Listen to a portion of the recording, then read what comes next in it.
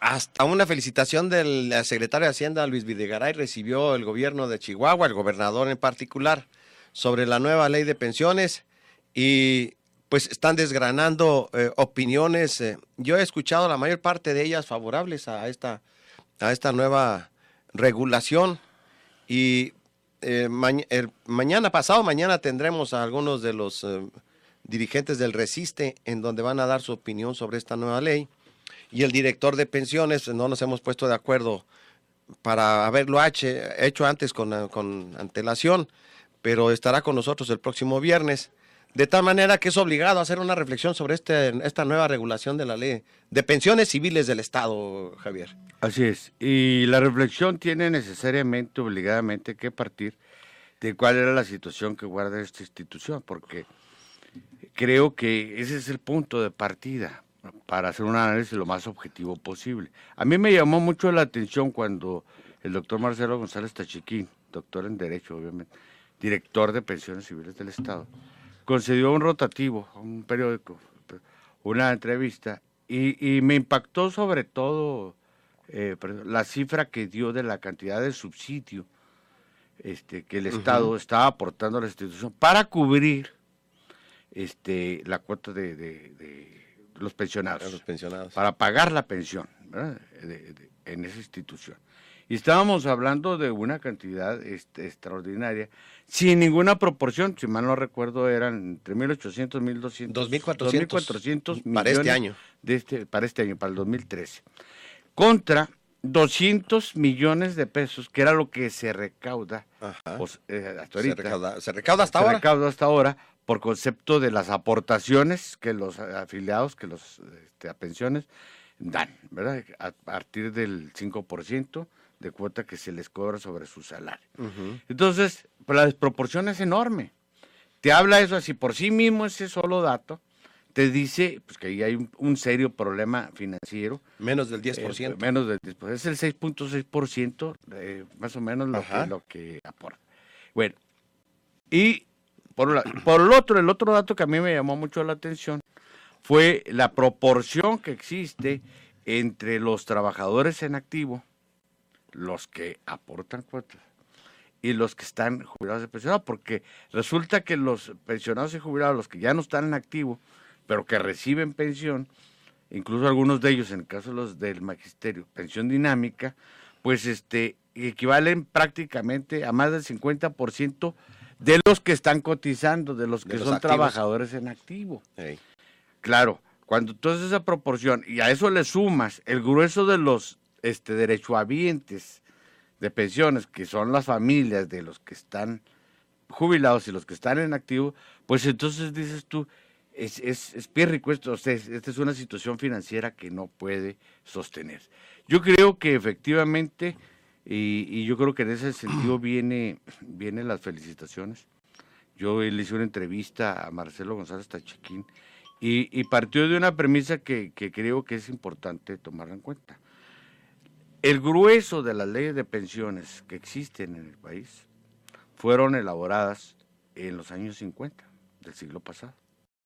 El grueso. Cuando se crean las instituciones, justamente... Después del que se crea el Seguro Social y luego se crean todas las demás. Todas las demás, ¿verdad? El ISSSTE entre ellas. El ISSSTE entre ellas. Entonces... Que antes también se llamaba pensiones, ¿no? Sí, pensiones del ISSSTE. Así se Dirección de Pensiones. Dirección de Pensiones del ISSSTE.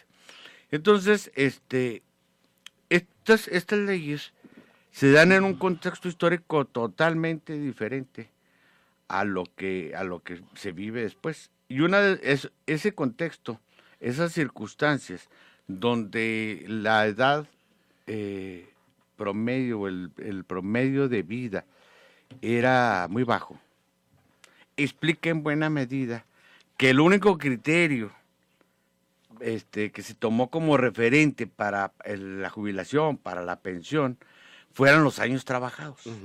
¿Verdad? Y nomás se estableció entre 28 para mujeres y 30 para hombres. En promedio. Sí. Ese fue el criterio. Y era lógico, porque si tú vivías siendo un trabajador masculino 30 años, y el promedio de vida eran... De 60 años, la expectativa de vida, ¿no? 50 y tantos.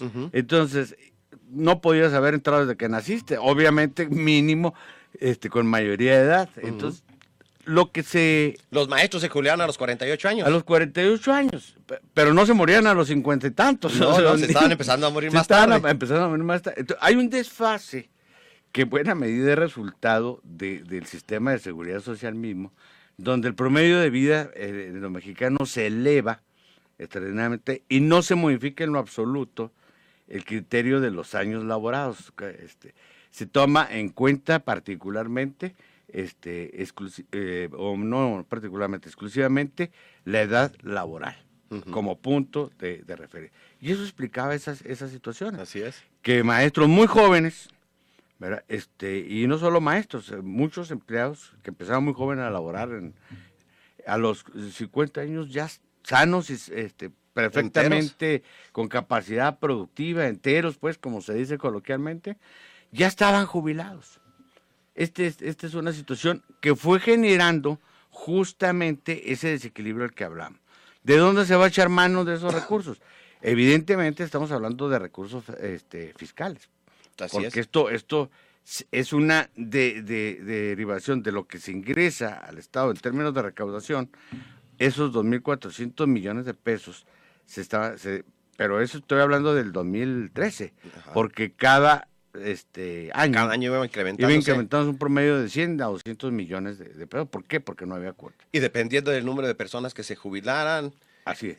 Entonces, pero ya hay un cuello de botella o un problema estructural, porque el problema no podía resolverse ni por el simple hecho de aumentar cuotas, no podía resolverse y no se podía resolver porque eso no se puede aplicar retroactivamente, bajar los niveles de pensión o la edad, porque eso ya está establecido. Sí, los que ya tienen, ya lo tienen. Los que ya tienen, ya los tienen. Eso no hay.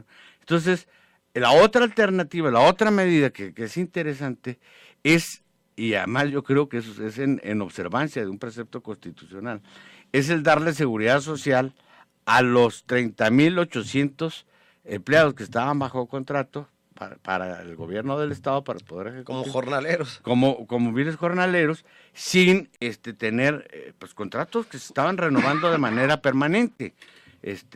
Algunos ya tienen incluso muchos años bajo ese esquema de contrato, pero hay una incertidumbre laboral y no hay las prestaciones sociales que el artículo 123 constitucional establece para los trabajadores.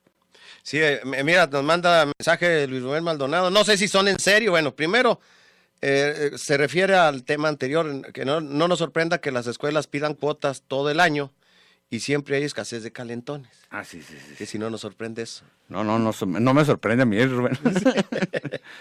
Y luego la otra dice que, no es el municipio de Chihuahua, Luis Rubén, dice que ante la falta de alumbrado por mi camino, ustedes son el faro de luz que me guía, dice Luis Rubén Maldonado. Ándale. Anda poeta. No, se me hace que es porque estamos elogiando aquí la reforma de pensiones.